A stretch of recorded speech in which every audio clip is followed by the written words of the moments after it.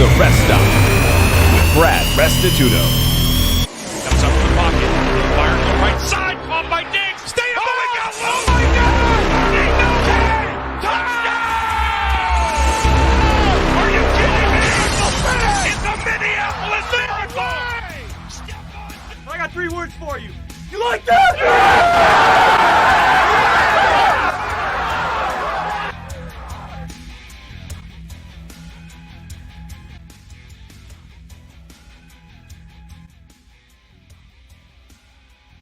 Welcome to the Rest Stop, Tuesday, December 15th, 2020.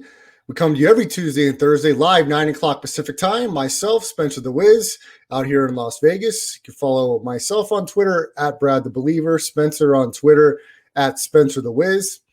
And we broadcast also on Twitch under the Landry Football Conference call, or Landry Football, on www.twitch.tv/Chris Landry Football. And if you miss any part of the show, you can check the podcast version out. Landry Football Conference Call on any of the podcasting platforms, Google, Apple, Audio Boom, any of your podcast listening preferences. Search, like, subscribe, and then my personal YouTube page. We post live versions of the show back on the YouTube channel at Brad the Believer. Got a good show for you today. Tons of football action from this past week, college and pro. The NBA is getting into full swing here as the preseason is underway. Had some games going on tonight, had some games over the weekend happen. A lot of news coming down in all the sports facets.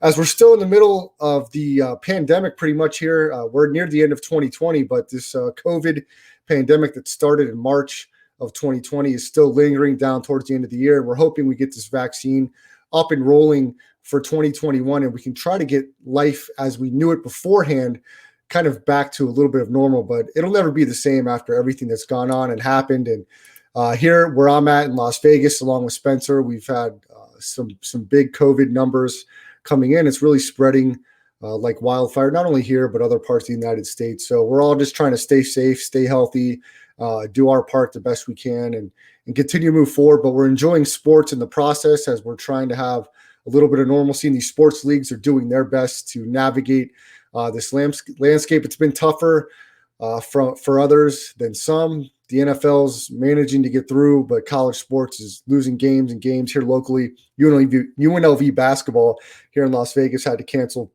some upcoming games as their head coach tested positive for COVID-19. So, we're trying to navigate it the best we can, and everyone's trying to do their part, and we're just have to try to find a way to get through this together.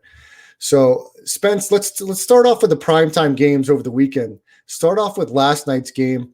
A lot of people on Twitter and around the sports media talking about probably the game of the year, possibly, or the Monday night game of the year. It was a good one. It was a very good one.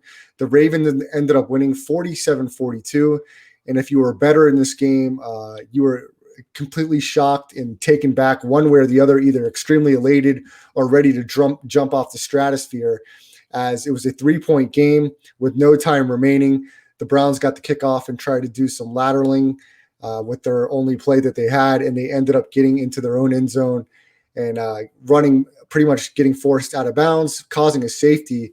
And the Ravens not only cover the spread, but they cover it comfortably at that point as they win by 5.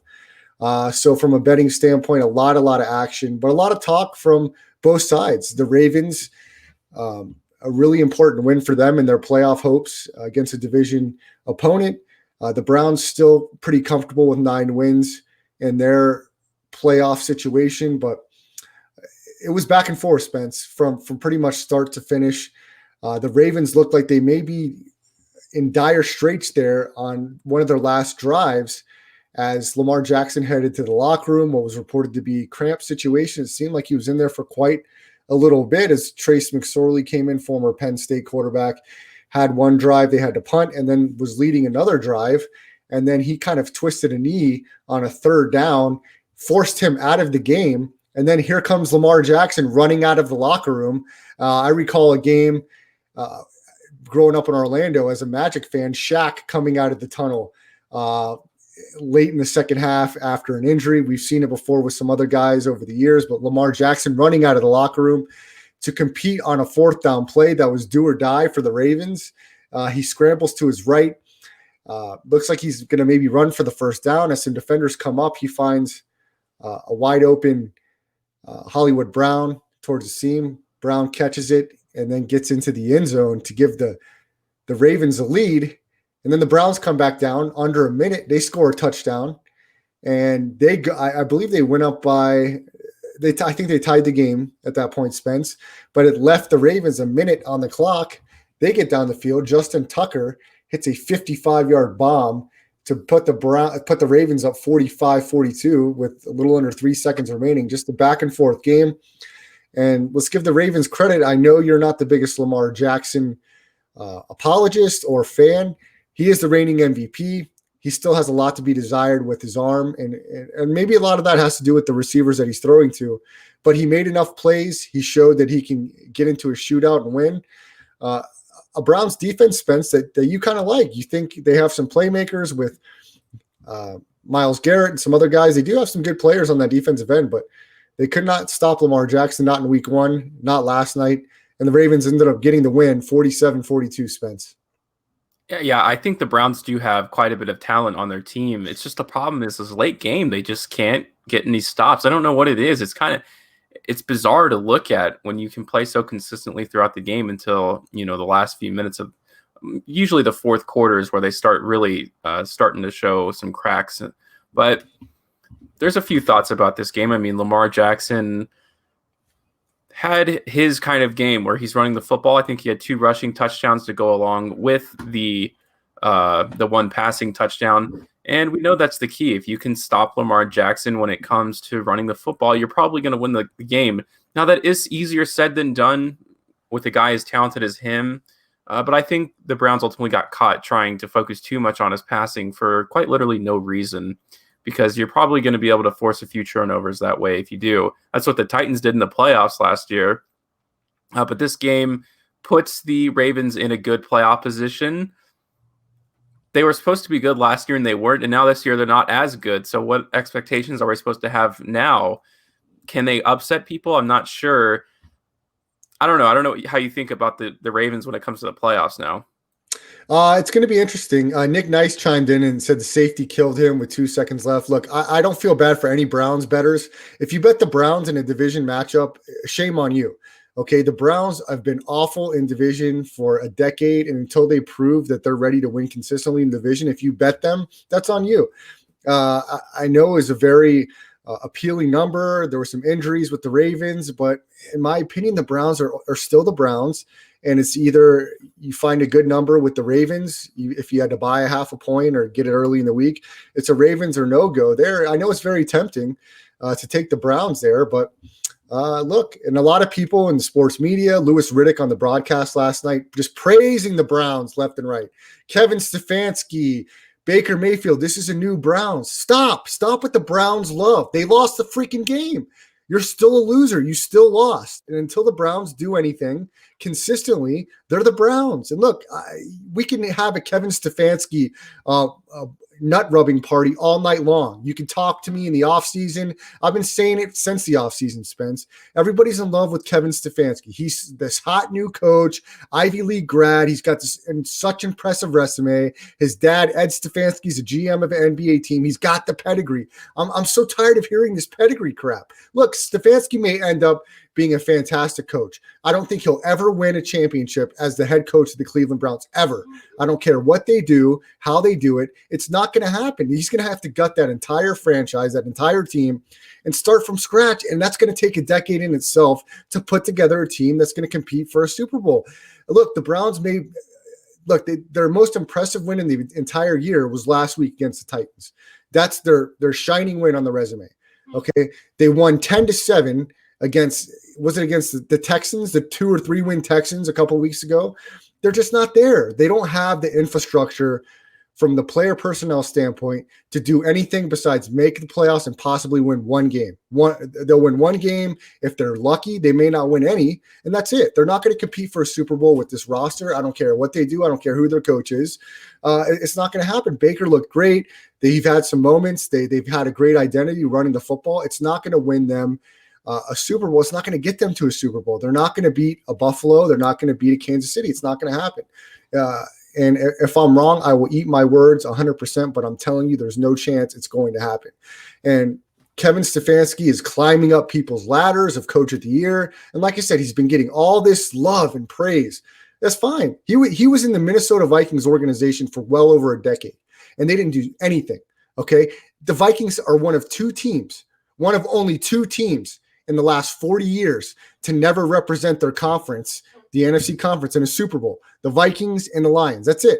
Everybody else from the NFC has been to a Super Bowl in the last 40 years. So I don't want to hear how great Kevin Stefanski is and he's the next coming of Bill Belichick. If he was that great, if he's the greatest thing ever, why didn't the Vikings get rid of Mike Zimmer and say, we're going to keep Stefanski in-house? He's been a part of this organization for 20 years. Well, I'll give you a short answer to that, because when he was interviewing for the Browns job and the Vikings had their biggest game of the season last year, an NFC divisional showdown against the 49ers, they managed to have, I believe, a total of 4 first downs the entire game.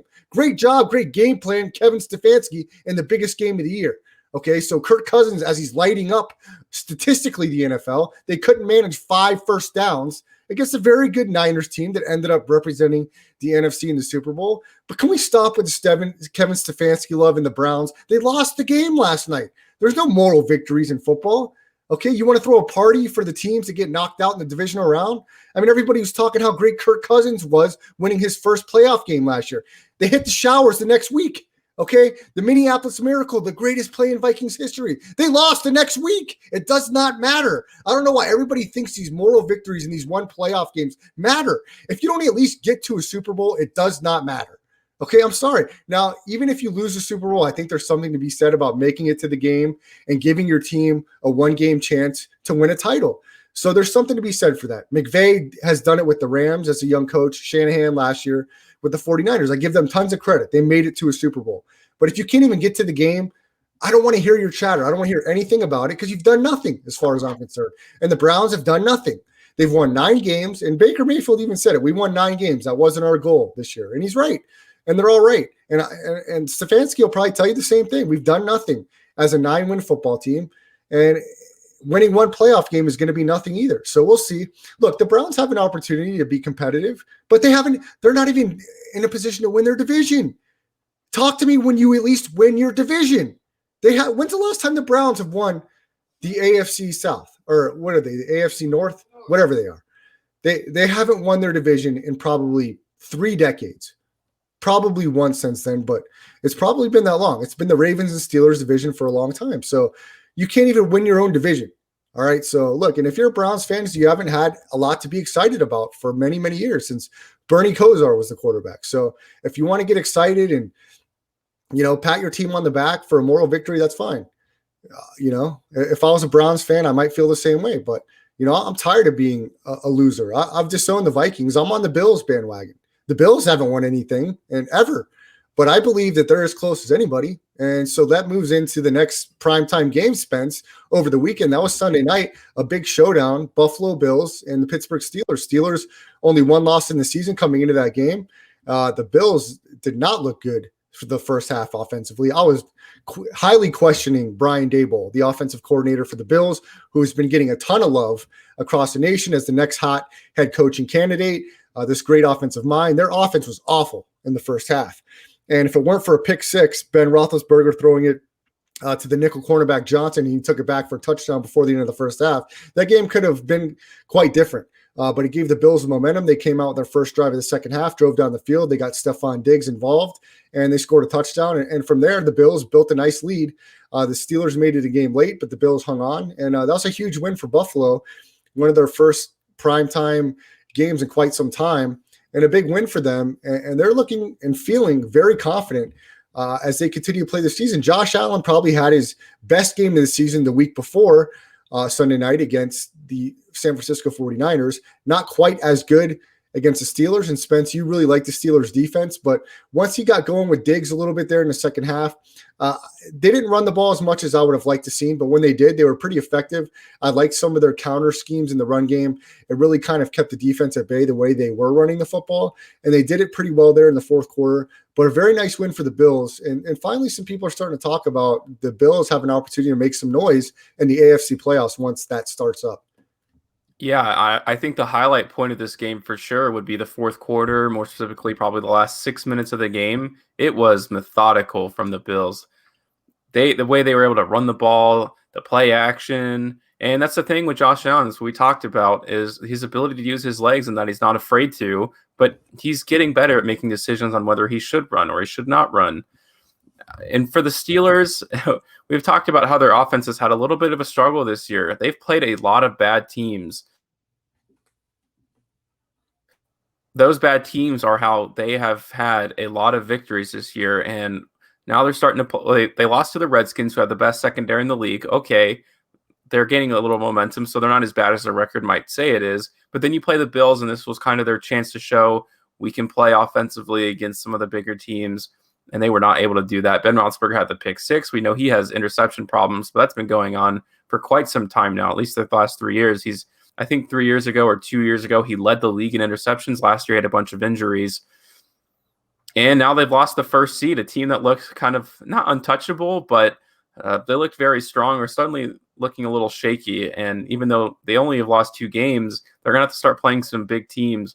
And now that they're most likely going to have to play a game in the first round, I still think they're okay, because they're going to have to play a team like the Browns, or the Ravens will be a little bit closer, but if they have to play the Browns, I have no doubt that they'll beat them. They just own them. And I don't think this is the year that Baker Mayfield and Stefanski, like you were talking about, are going to step up and suddenly make some noise in the playoffs. Maybe a year down the road, because Baker Mayfield has had an improved season. He has gotten over that little slump that he had last year. But for the Bills, I like them. They can match up against anybody. We talked about that Chiefs matchup before, but that was a weird weather conditional game. What's going to happen when they play each other face up? Because with even field, no rain, if that's the case, I'm sure it would be, because it'd be played in Kansas City, you would hope. So the advantages might go to the Bills, because if they're able to run the game at the end, keep the ball away from Pat Mahomes. I know I'm talking way ahead of myself. They have to win the playoffs game before they would play the Chiefs, but that's a potential matchup that could get them into the Super Bowl. And I think it's realistic for them to do so. I do too, Spence. And look, I think the Bills learned from last year. They had a playoff game against the Houston Texans in round 1 on the road, where they had a great chance to win that game, Spence. Josh Allen made a few really nice throws in that game. They were up for most of that game. Deshaun Watson made some spectacular plays to win Houston that game. But that was a game that the Bills gave away.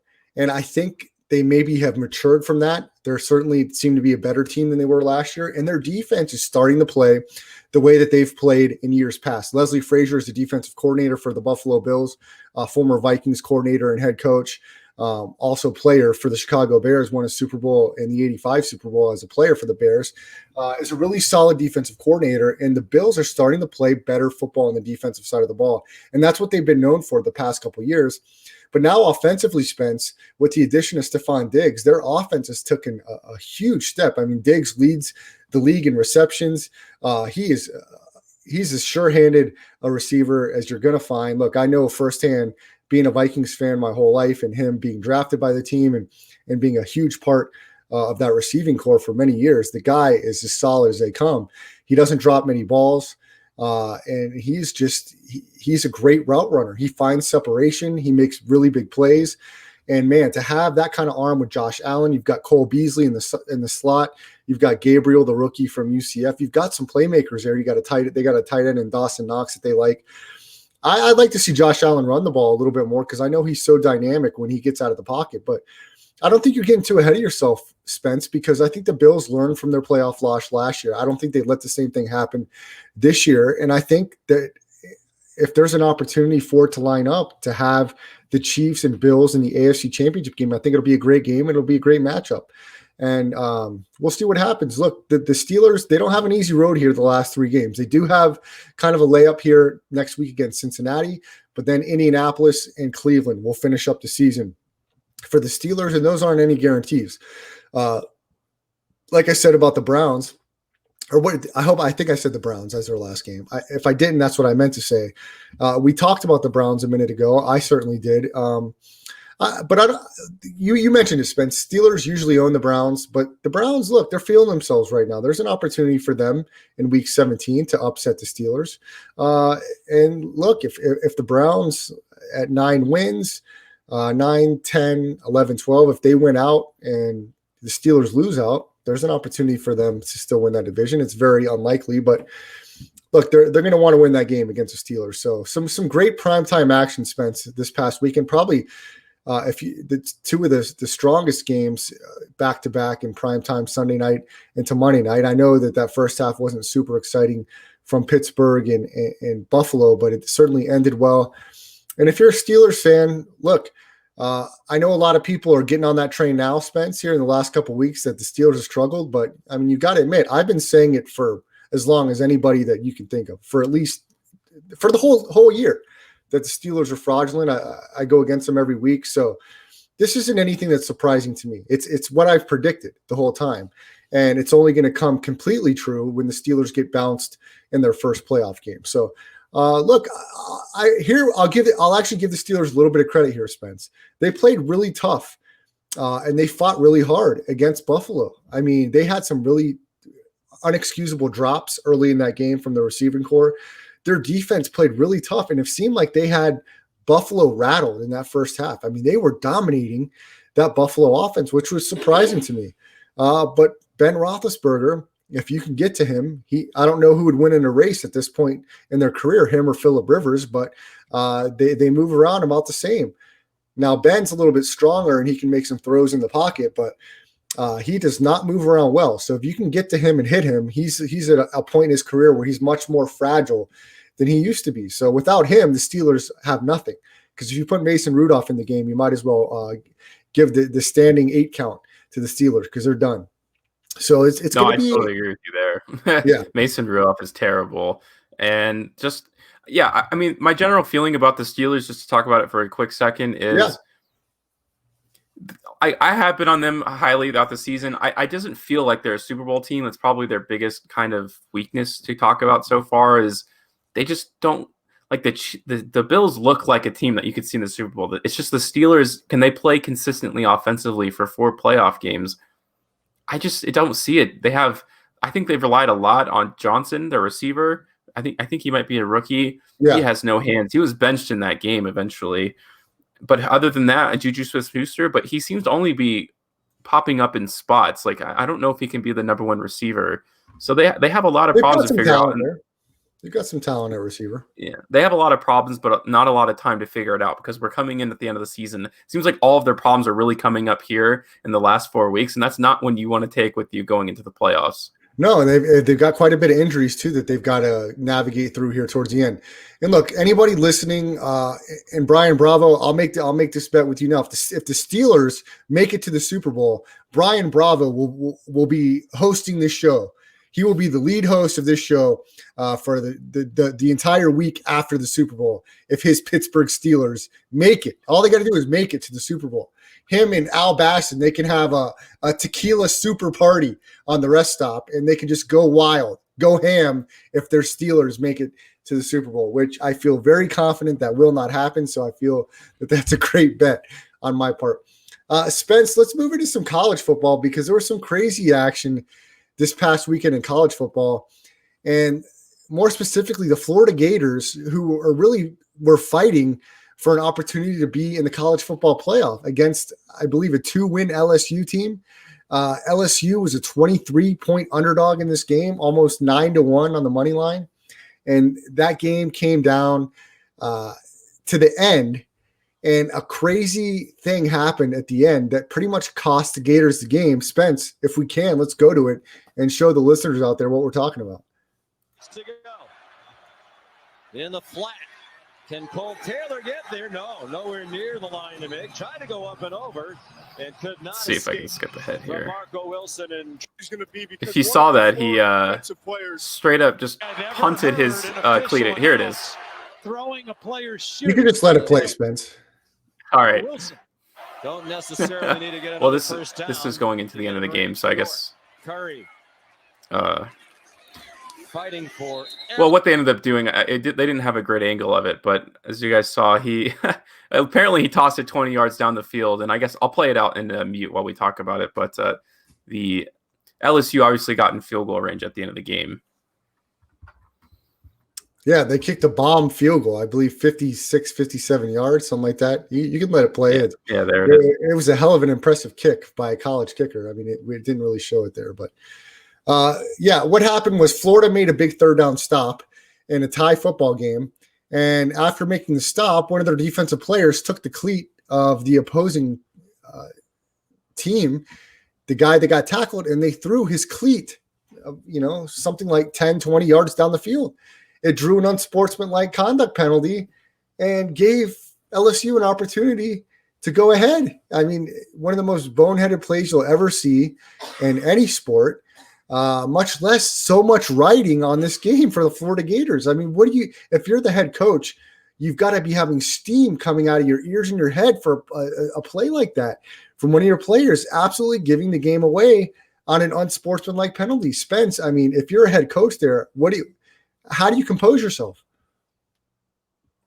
I don't think there's any composure, and I wonder if it's more to blame on him or the defensive coordinator, or maybe it's the team captain on defense. I don't think it's Marco Wilson. If it is, that would be the story of the year in sports, in college sports at least. It's just something that you can't let happen. Like, I don't know what's going through your mind that you just punt someone's cleat down the field and you don't think there's any consequences about that. That's just it's a discipline thing. So I think it ultimately falls on the head coach that you have to talk to these guys and be like, I don't know. But also, I mean, I get it from the head coaching position, because when do you have to sit down your players before a game and say, hey, probably not a good idea if you see someone's cleat to throw it down the field. But I guess you kind of just have to wrap it up in a more generalized thing, and that you got to be able to control your emotions on the field. Yeah. But that's just one of those things that's so bizarre that you just don't, it's not something that you think of in your game plan. Spence, I think you hit it right on the head. It was something you said there. Of course, you're not going to have a conversation with guys, hey, if you see a cleat on the field, don't throw it. But you've got to set a culture at the very beginning of every year that we will not beat ourselves with stupid penalties. And if we do, there will be extreme consequences. And even if it's something as small as a late hit, any unsportsmanlike personal foul penalties, you've got to have in the culture right away that there'll be zero tolerance for it. And if it happens, you'll be gone. You won't play, period. You don't get a second chance. I mean, that's the type of culture you have to instill. Spence, how can you explain to me that the New England Patriots are consistently one of the least penalized teams in the entire league, one of the least turnover-prone teams? They rarely fumble the football from a ball carrier standpoint. It almost never happens. So if that consistency can be laden with the New England Patriots in a football program, why can't that be universal? Because apparently people think that these are grown men and it's inherent that we don't have to, I don't agree with that. I think you have to consistently drive into people's psyche a certain type of culture, what will and will not be tolerated, lay that out specifically for them. And if it does happen, someone will replace you, period. Yeah, and you can also talk about with the Patriots, another thing is that they've let some of the best, not some of the best, but they've let some star players go, like Chandler Jones. They traded him for basically nothing because he wasn't being a part of the team culture. So I do think that it's no matter what, you got to set the rules down. And if those rules aren't followed, you're gone, no matter how talented you are. And I just think that that's what instills a winning attitude. It's not always about the talent. We've seen some very talented team lose, like the Miami Heat in year one. The Mavericks weren't nearly as talented, but they did win that because I think they were more disciplined. I think they wanted it more. And when you have this loosey-goosey type of attitude on your team, stuff like this can happen. Yeah, Spence. And look, this probably cost the Florida Gators an opportunity at the college football playoff, because if they were to win their conference championship game upcoming here in the next week, they'd have a real opportunity to play for a playoff. Now there's zero chance. Even if they win against Alabama, they're not going to the college football playoff with 2 losses and to an LSU team that I think had 2 wins or 3 wins on the season. So one of the most unfortunate plays and boneheaded plays that you'll ever see in any sports game. Spence, let's keep it with the Florida Gators athletic program. And a really unfortunate situation happened over the weekend in a college basketball game. Keontae Johnson, star basketball player, I believe SEC player of the year for the Florida Gators, collapsed in a basketball game here over the weekend, fell flat on his face during a timeout, and was stretchered off the court and brought to the hospital. and was reported that he's in critical but stable condition. Extremely scary situation, and rumors around the internet saying that he had tested positive for COVID-19 previously. And look, let's be careful when we go around on the internet talking about people testing positive. Just because you've had a positive test doesn't mean you're walking around being COVID-19 contagious. Okay, so we've got to separate that, because people on the internet are recklessly saying, oh, this guy died on an airplane right in front of me. He had tested positive for COVID. We don't know when he tested positive for COVID. If it was 4 months ago, 2 months ago, even 3 weeks ago, there's a protocol where you're no longer contagious and you're allowed to be back out in the public, of course, doing the same type of safety procedures. But let's be very careful when we hear people out there saying, oh, this person is positive for COVID. That doesn't mean that they're walking around positive for COVID. If they've had a positive test, there's been tons and millions of people that have tested COVID positive. So they're saying that it's possible there's complications. I don't know that we know that for any type of fact right now. This young man, though, from what I read today, Spence, he was conscious today and was able to have FaceTime with his teammates, which is great news, but such a scary situation. And look, we've seen this before with college athletes, collapsing in football and basketball kind of out of nowhere. This is another situation. I mean, just the possession before, he was catching an alley-oop for a dunk. Spence, what are your thoughts on this story? Very scary story. And of course, our thoughts and prayers with this young man and his family during probably a very scary time for everybody. No, it's very sad. And you're right. We have seen this before. I forget the kid's name, but he was having an incredible season. He was averaging like 30 points a game, and he died right on the court. And basically what I hope to see is that he's not on the court anytime soon, because that's how, unfortunately, that star player ended up passing away at that time back in, I think, 1990.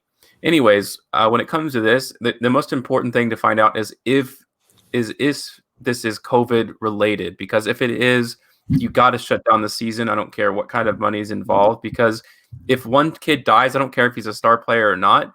The only reason he would be dead is because of playing this season. And we've talked about this throughout the entire year and sacrificing kids' health. Now, if this is a pre-existing condition and it just could have happened in a time, that's part of being an athlete. That's part of sacrificing yourself for the game that you love. You just got to be careful, because we've seen so many cancellations happen every week. If you go on the Score, you go on ESPN or something like that, and you look down the slate of games for college football and college basketball, canceled. So we know the sacrifice that people are already making.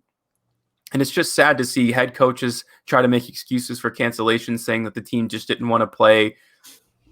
Any worry that a coach has that someone could get infected on their team and affect their health should have absolutely every right and should not be criticized for one moment for canceling that game, because this season means nothing anyways, even less than it did for the NBA season, because they ended up going to a bubble and it kind of was the resemblance of a season.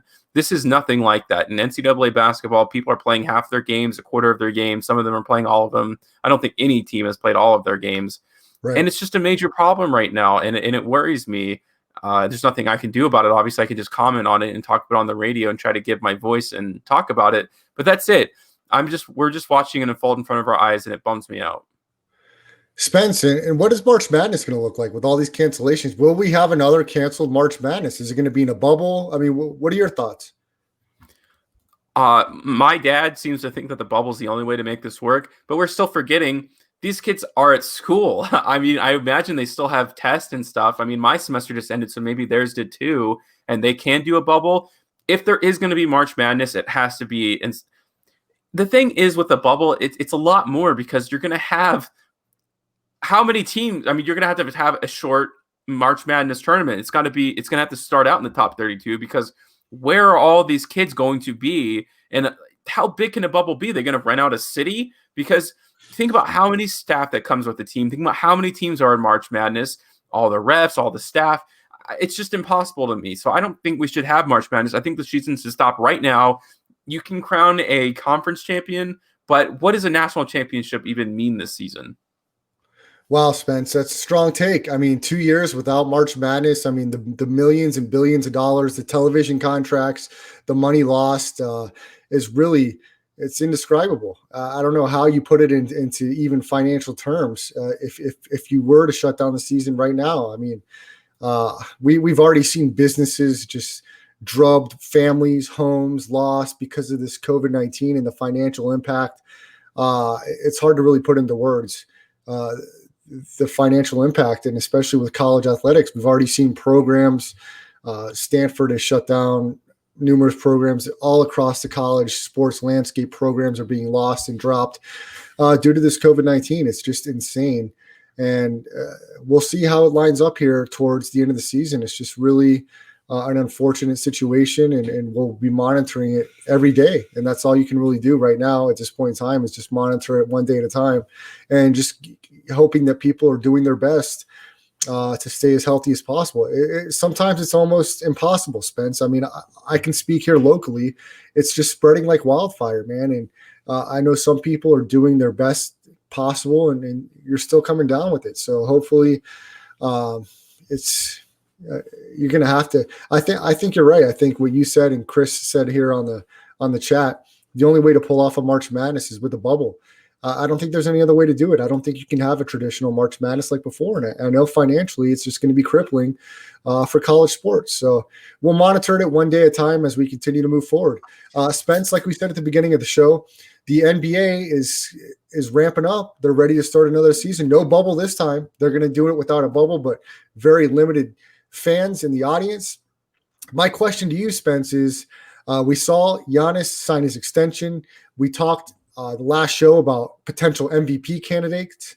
Once the LeBron era is over, who's going to be the first to capture a title? Is it going to be Giannis, Luka, Dame Lillard? Who's your money on once the LeBron James era is over? Who's the next young stud or team that's going to have an opportunity to compete for a title? I know the outlier was the Toronto Raptors from a couple years ago. I know it's only preseason, but after tonight, watching a little bit of the Warriors, Steph Curry started off like a house of fire. I think the Warriors are going to have their name in the hat again before the season's out. I know for sure they would if Klay Thompson was 100%, but I really believe with that mixture of lineup that the Warriors are going to make the playoffs. But Spence, who's your pick for one of these young superstars to have a chance to hoist the Larry O'Brien trophy once the LeBron era has seen its best days? That's a tough question, because we saw the league really transition from Michael Jordan to Kobe Bryant to LeBron James. I just don't see that out of anybody after that. We don't have the next LeBron James just yet. The closest person I would say is Luka Doncic, because the kind of defining trait of the guy who takes over the league are just these photo finishes. And we saw Luka Doncic have this crazy game-winning shot in a game they should have never been in, and they kind of challenged the Clippers. But still, you still see he has a lot of troubles kind of living up to the moment even after that. He has a few bad games. And it's just, does LeBron James have bad games? Did Kobe Bryant have consistently bad games in the playoffs? Not yet. But it's only year 2 for him. I feel like I'm putting too high of an expectation, but we are talking about who is the next face of the league. You could say Giannis, he won MVP and Defensive Player of the Year in one season, but we see what happens when he goes to the playoffs. He has no outside game just yet, not consistently enough. So when every team goes to the playoffs, he'll have his MVP performance throughout the season, but when it gets serious, when he starts playing the good teams and they force him to shoot outside, he hasn't been able to do so. And also the Bucks have a lot of issues on their roster that make that kind of an impossibility. Now, they should have made the finals last year and they didn't. And every single year I'd keep saying, can Giannis step up in the playoffs when they need him the most, when he hasn't? And then, okay, maybe you want to talk about Steph Curry. We know he has won some finals, but they also have a bevy of issues. Klay Thompson obviously has had some very severe injuries. Can they do it without him or at a 50% Klay Thompson? That's a tall task. Can Kawhi Leonard play consistently enough until after LeBron James retires? Because he'll also be getting up in age. And is Kawhi Leonard as good as LeBron James, as good as Kobe Bryant? It looked like it in Toronto, but last season in the playoffs when they lost to the Nuggets, not so much.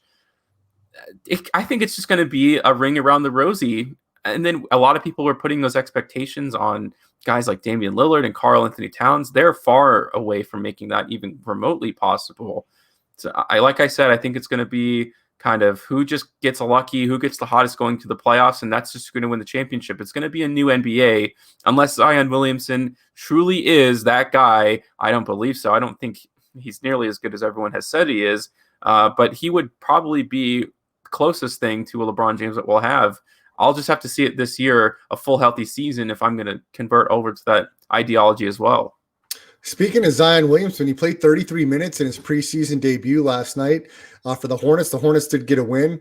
And let's talk just briefly some of the young guys. I know you're not the biggest Lonzo Ball fan, but his jump shot looked quite improved mechanically as I watched last night. Kind of got rid of that hitch, looked like he was kind of more squared up in his jump shot. So we'll see if it improves. I like Lonzo as a player much more than you do, Spence. I think his length, his athleticism, his court IQ, and if he can get a little bit more consistent on his jump shot, I think he can be a really solid NBA player. And I like this. I really love the teaming of Zion Williamson and Steven Adams. You want to talk about one of the strongest front courts in the entire league with these two, man. It's going to be hard to get in the lane and hard to out-rebound these two guys. I think under Stan Van Gundy, I think this Hornets team has an opportunity to try to make some noise in getting into the playoffs. And look, Zion, he's special, Spence, and he may be that guy. Yeah, I'll wait to see. I mean, first of all, he just looks awkward.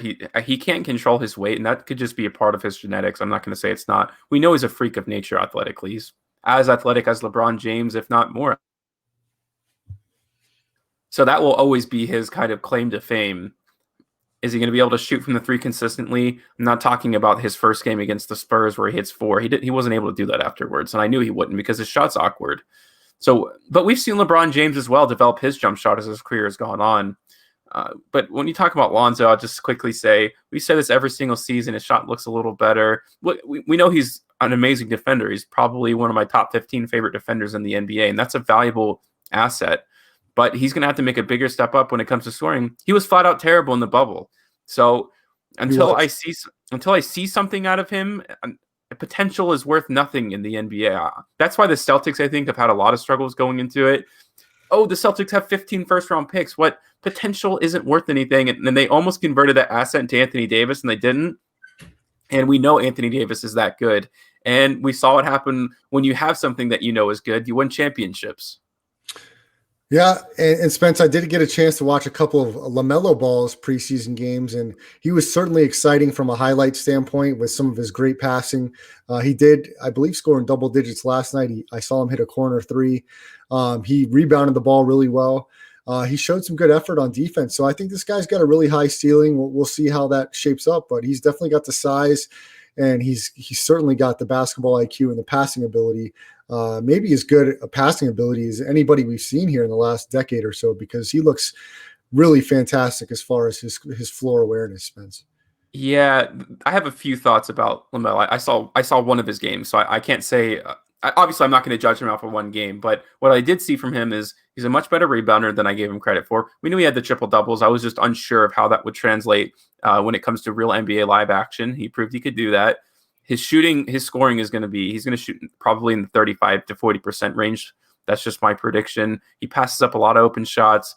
He does make flashy passes. He makes special passes that other guys can't make. He's going to have a lot of turnovers, though. He's probably going to be a guy who averages 6 to 7 turnovers.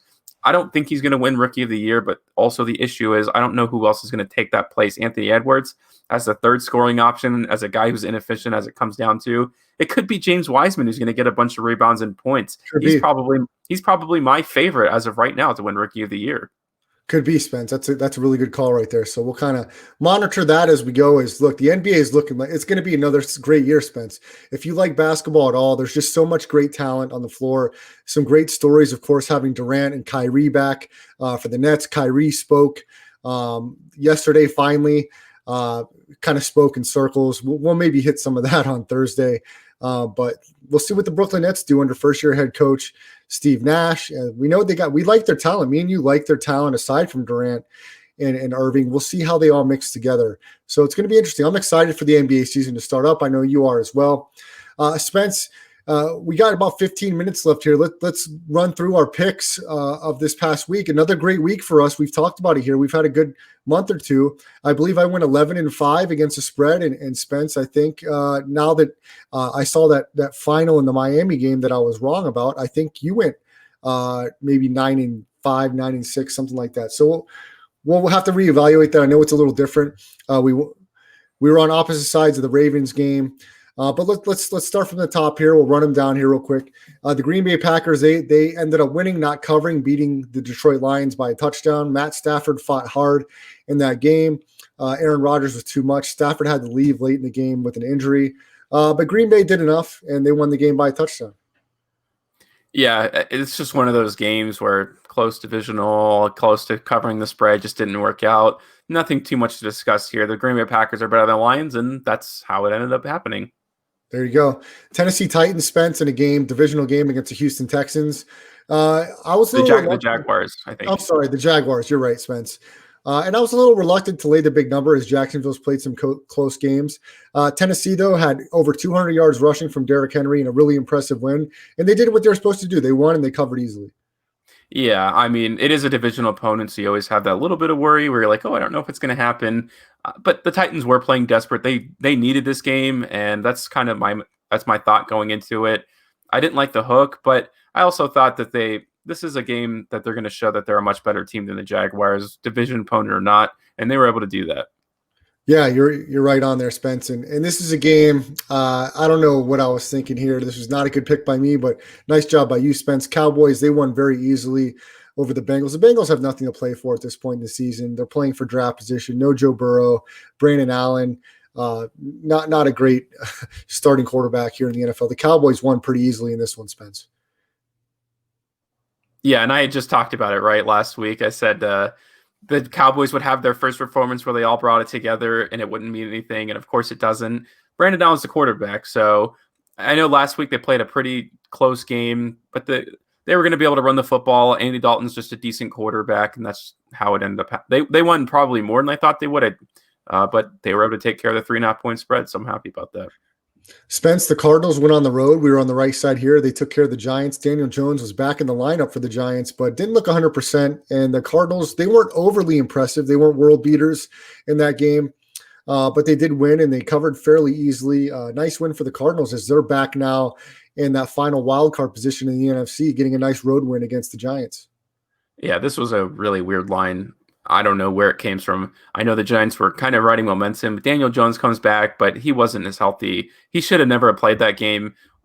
I get it. I get the idea behind it. He is your starting quarterback, and you're going to try to play him if you can.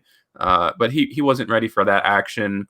I don't know if you keep rolling with Colt McCoy. I don't think that's kind of the winning strategy, but it probably should have been this week. The Cardinals are desperate to make the playoffs, and it was a culmination of a bunch of recency bias and stuff too. So this was an easy one. Yeah, we both talked about that. We talked it out and made the right decision. The Giants, they're playing for a division title. They're hoping to win a division against a Washington football team that has been on a winning track. And look, the Eagles had a nice win, hopefully trying to find new fire with their new starting quarterback. So we'll move on to the next round of games, Spence. And the Houston Texans, there's their matchup there. We were on opposite sides here. I was going to give Mitchell Trubisky one more chance. Not only did he take advantage of that chance, I believe he had 3 touchdown passes in the first half, but the Bears had their most impressive victory of the entire season, getting a nice win at home against the Texans. Yeah, now it's time to jump on the Trubisky train. He's the next go. They made the right decision trading up from all those years ago. No, the Texans, I think. I know you believe in a lot more than me. I think this is just one of those things where the Texans are an awful, awful team, an awful franchise, and they just got the better of them. The Chicago defense is always going to be able to do stuff, and they were just able to have one of their best games of the season, and it helped Trubisky a lot with that kind of defensive momentum. There you have it. The Carolina Panthers, we were on the wrong side here, Spence, is those Denver Broncos, man. They're one of those teams this year we've talked about. It's just like you don't know what you're going to get week to week. They'll lose a game they should win a game they should lose, and this is one of those. They go on the road, west to east coast, and they beat the Carolina Panthers, and they went outright.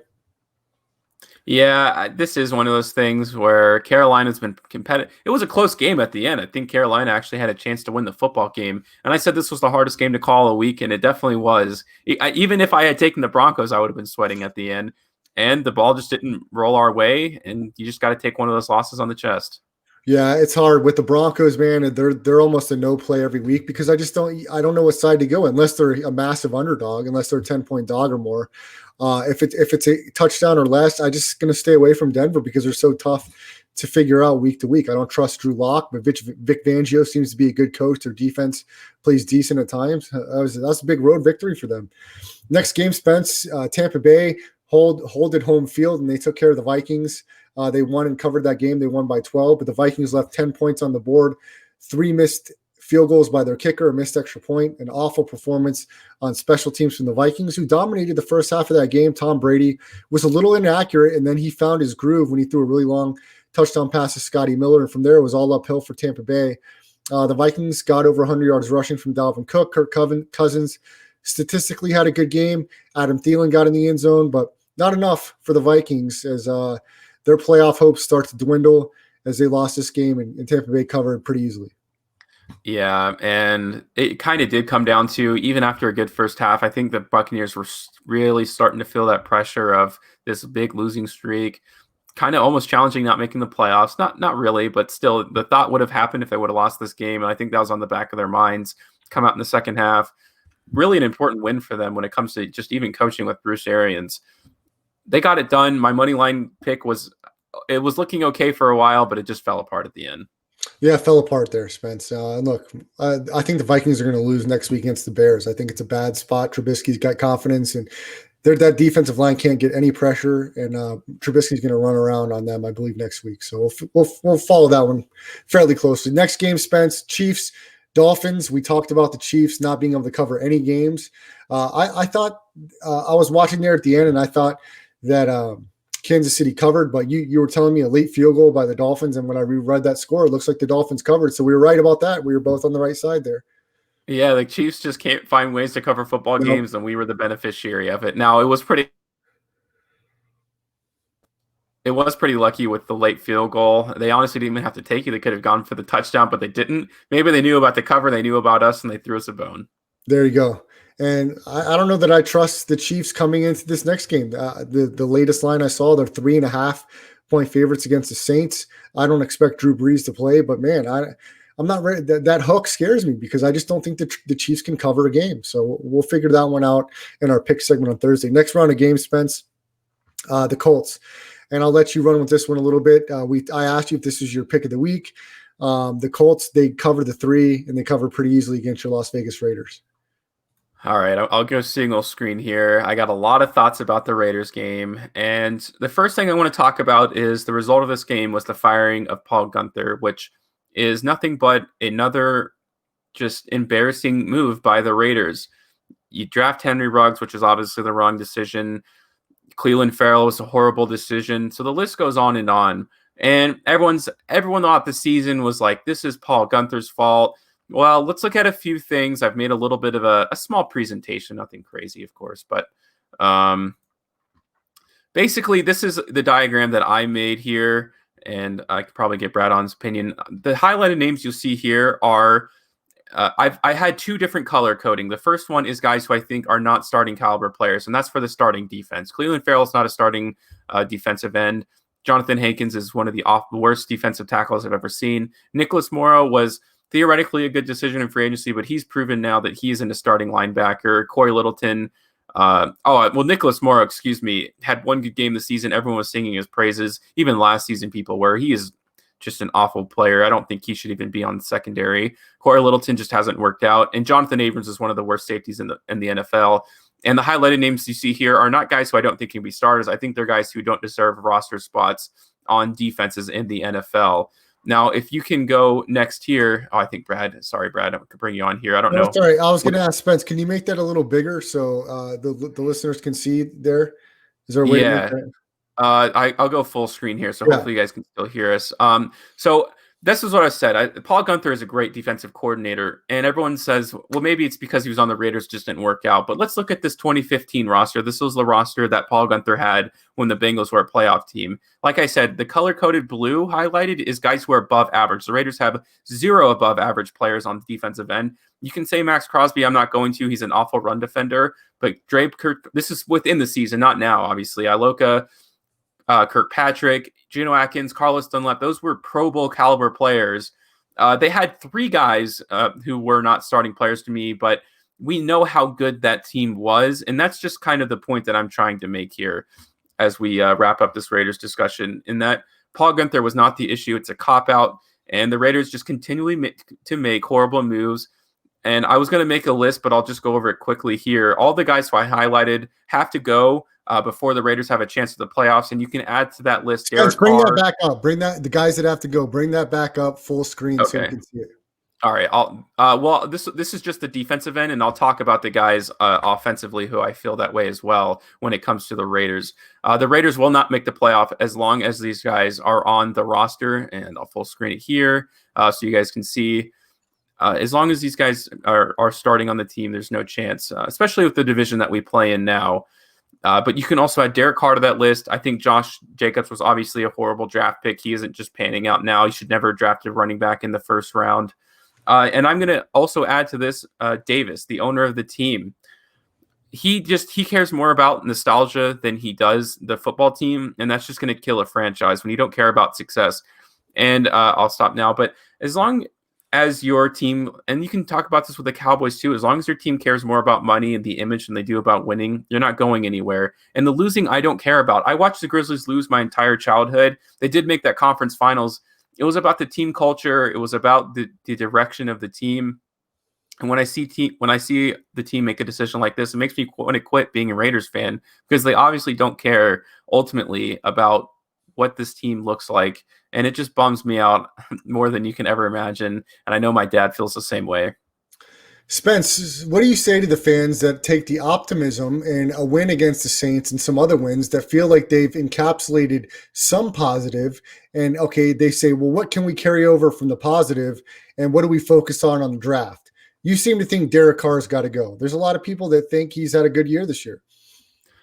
He had he was terrible against the Falcons. He was bad against the Jets, and then he was god awful against the Colts. So he has a string of good games, and he has 3 games. He has 3 games where he looks just like not a starting quarterback in the NFL, and that's just kind of the way he's been the past couple of years. I had some optimism, and that was my fault for actually thinking that he was going to turn things around and look like his former MVP self. But he's proven once again that he is exactly who I thought he was. And then he's right back to performing the way he used to these past couple of years. The check down king, the guy who gets interceptions, the guy who has no pocket awareness and fumbles the football. It's just the Raiders aren't going to be good for the next 5 years, because they're going to roll with John Gruden and Mayock, and they're going to continue to make really bad mistakes. Davis is going to keep forcing the team to make stupid moves like drafting Henry Ruggs. So hopefully after this iteration, the Raiders can start over once again, and we'll have to watch them be bad for 5 years. And then hopefully a decade from now, when I probably have kids, they can watch the Raiders be a decent football team. I just don't expect anything from it as long as Davis owns the team. There you go, Spencer the Wiz laying it out, his Raiders rant right there. And we'll talk a little bit more Raiders football on Thursday's show. Spence, let's finish up our pick segment and reviewing these. We'll go through them pretty quick here. The Jets, you decided to get on the Jets train. I reluctantly laid the big number, and the Seahawks won 40-3. So with the Jets clock down, only 3 more games till my 0-16 ticket cashes. I'm rooting for the Jets to keep losing. Yeah, I just got burned. That's my fault for taking the Jets. They look like they could score some points, but shame on me for thinking the Jets could play consistently offensively. Of course they can, and they got blown out. This next game, I think, was tough for both of us. 2 teams that I don't think are very good. The Chargers got an impressive win. They finally get in the win column. And Justin Herbert looked really good. He made some great throws, so give the Chargers credit there. The next game, me and Spence were on opposite sides. I thought that the Eagles could cover that number. Not only did they cover, they won. Jalen Hurts gets his first win as a starting quarterback, and the Eagles now think they can get back in the playoff discussion in the NFC East. Yeah, and Peterson saved his job, because now it looks like all the blame can go on Carson Wentz. Carson Wentz is for sure gone now when you beat a team like the Saints, and Peterson will get a year with Jalen Hurts. We'll see how that works out. Spence, let's finish up the next group of games here. And the Washington football team, another big win. Alex Smith banged up, but they found a way to win, and they're playing hot. And Spence, man, I said it 8 weeks ago. Do I look like I know what I was talking about a lot of these things now? I was probably the only person in any media about 8 weeks ago talking about the Washington football team when nobody else was, and now look at them. Oh, no, you're totally right, and I'm just glad Alex Smith got a chance to – on the back on that one. Yeah, there you go. I will reciprocate that and say good job, because, I thought – Not over yet. They haven't won the division yet. No, it's true, but they definitely should be favored, and they look like they can beat any team in the league right now with the momentum they have, and that's a pretty cool thing to see. Yeah, we talked about the Bills. Great win for them against the Steelers. We'll see if they can finish strong in the AFC playoffs. And then we talked about that great Monday Night Football matchup last night between the Ravens and the Browns. So, look, I want to thank Spencer the Wiz. Great rant by him today on the Raiders. We'll talk more about that on Thursday. If you missed any part of the show, make sure you download the podcast. Google Podcasts, Apple, iTunes, Audio Boom, search Landry Football Conference Call. The rest stop will be underneath there. Give us a like, subscribe, and my YouTube channel, Brad the Believer. Give us a like there. I want to thank Al, Chris Wynn, Brian Bravo. You guys have a great day. We'll talk to you on Thursday back here at 9 o'clock Pacific time. It's the rest stop. Brad Restituto, Spencer Lewis. We'll see you tomorrow.